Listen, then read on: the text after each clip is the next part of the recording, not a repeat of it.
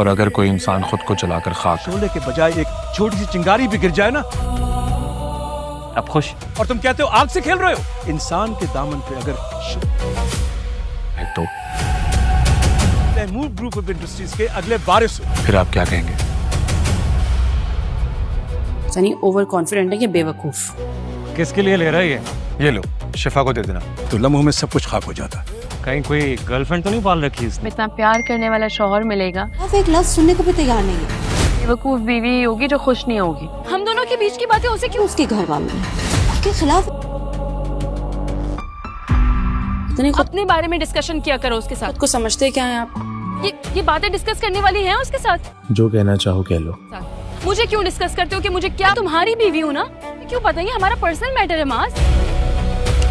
शासर की तो दुनिया ही बदल गई। जिस तरह से हम पिछली वीडियो में बता चुके हैं, ठीक वैसा ही होने वाला है।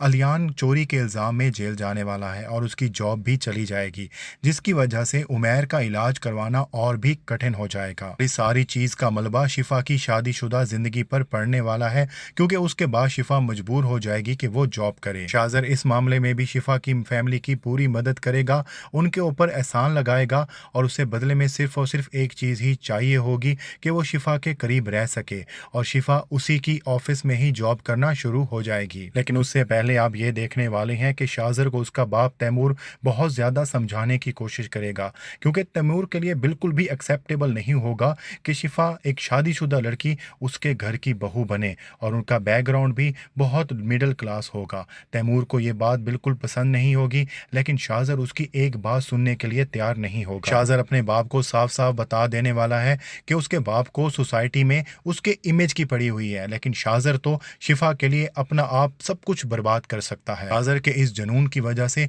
उसका बाप भी फिलहाल 2 कदम पीछे हट जाएगा। दूसरी तरफ आप ये भी देखने वाले हैं कि शाजर माज के साथ बहुत ज्यादा टाइम स्पेंड करने लग जाएगा और वो माज को गजरे और चॉकलेट्स लेके देगा कि वो जाके शिफा को दे। वो शिफा को देगा तो सही, लेकिन माज शिफा को ये नहीं बताएगा कि ये गजरे और चॉकलेट जो हैं इसके पैसे शाजर ने दिए हैं। शिफा ये गिफ्ट्स पाकर बहुत ज्यादा खुश हो जाएगी, लेकिन जब वो माज के मोबाइल पर एक मैसेज पड़ेगी जिससे उसे अंदाज़ा होगा कि ये गजरे और चॉकलेट जो हैं वो शाजर के पैसों के आए हैं और शाजर को इस बात का इल्म था कि माज और उसके दरमियान थोड़ी बहुत नोक झोंक चल रही है, तो शिफा को बहुत ज़्यादा गुस्सा आ जाएगा।